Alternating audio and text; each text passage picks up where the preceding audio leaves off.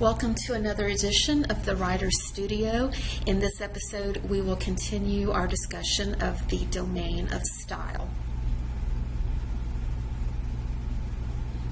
Once again, a reminder of the scoring domains. We have 4 of them. As we write, we need to give careful consideration to the content that we are providing our readers. How we are delivering that content is the domain of style. How we structure that content is the domain of organization, and then giving close consideration to the mechanics and conventions of our writing, looking at spelling, subject-verb agreement, punctuation. In this episode, we are going to talk about transitions. And if you look at the word transitions, you notice the prefix trans. And if you think about other words that you know that begin with that prefix trans, like transportation, that prefix indicates movement. And when we talk about transitions with our writing, we're looking at both singular transition words, but also several words that we can classify as transition phrases.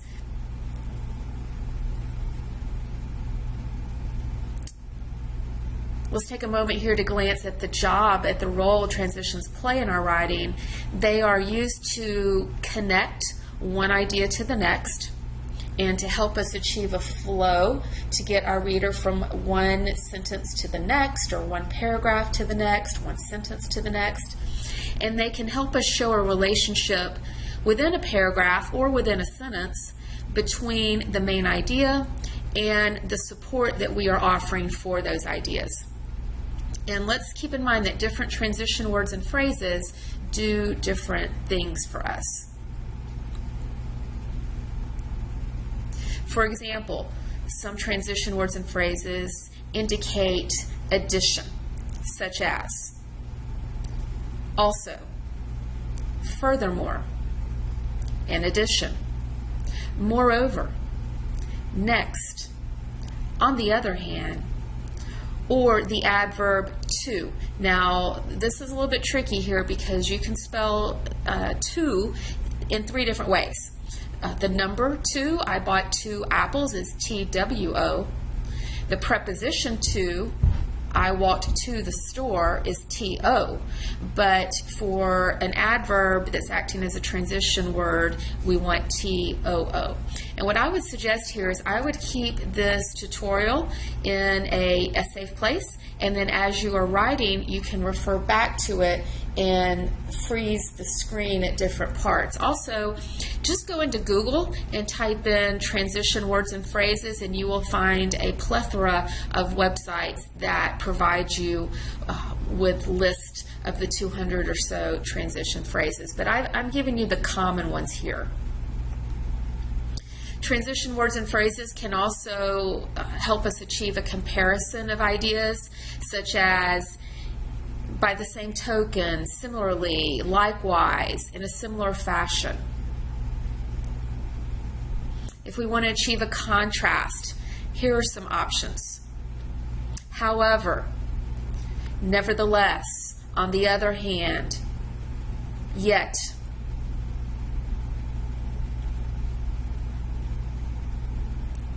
If we want to show an effect, how one thing affects another, we could say as a result, consequently, therefore, thus.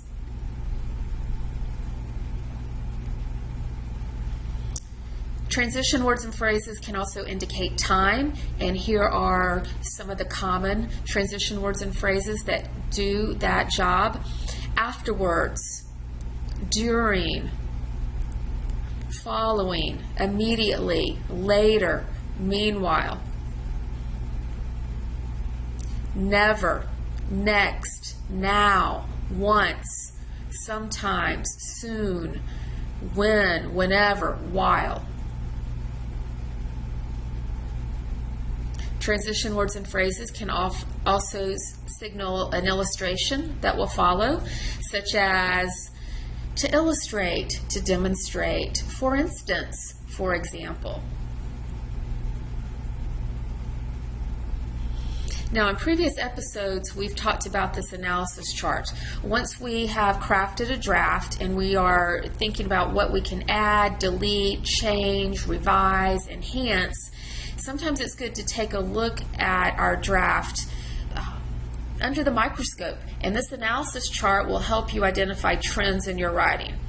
So just like we have a column where we are looking at the first words of each sentence, just like we have a column where we are identifying strong diction choices, strong word choices, let's add a column for transitions. Now, under no circumstances am I indicating that you need to have a transition word or phrase in every sentence. That's not going to happen. So in this illustration, in this scenario, sentence 3, I'm using the word however. Sentence 4, I have the phrase as a result. Sentence 7, I have the word then. Sentence 9, I have the word finally. So I want to use transition words and phrases. I want to pepper my writing with them to help my reader move from one thought to the next, to help the reader make connections, or to help me achieve a comparison or a contrast, to help me indicate time, to help me indicate an effect. We should be concerned if that column is completely blank of transitions. So once again, this graphic organizer helps us identify trends. And I would strongly encourage that you do this step to help you improve your writing. Transition words and phrases help us combine sentences. So let's look at this first example. I woke up early, period. New sentence. However, I missed the bus. Now, there's nothing wrong with that. You can have that in your work. However, if you want to join those two thoughts into one sentence, let's look at how we're going to do that. I woke up early, that's your first independent clause. Change that period to a semicolon, lowercase the h in however, keep the comma after however, and then finish with that last independent clause, I missed the bus. So if you're using the transition to join the two sentences into one compound sentence, you're going to change that period to a semicolon. Let's look at another example. I started my research early. That's an independent clause. I want to create a compound sentence. I'm going to put the semicolon behind early. I've got my transition phrase as a result. That A is lowercase in as. Have the comma after that transition phrase, and then finish with that remaining independent clause. I started my research early, semicolon, as a result, comma, I did not need to work during fall break. As a review, we are continuing our discussion for the domain of style, and I'm strongly suggesting that after you draft, create an analysis chart graphic organizer. After this episode, we now have 4 columns. We're indicating the sentence number, the first word of each sentence, identifying strong diction word choices, and now let's look at transition words or phrases. Once you have analyzed your work with the chart, you now have a tool that will help you make revisions before you submit your work.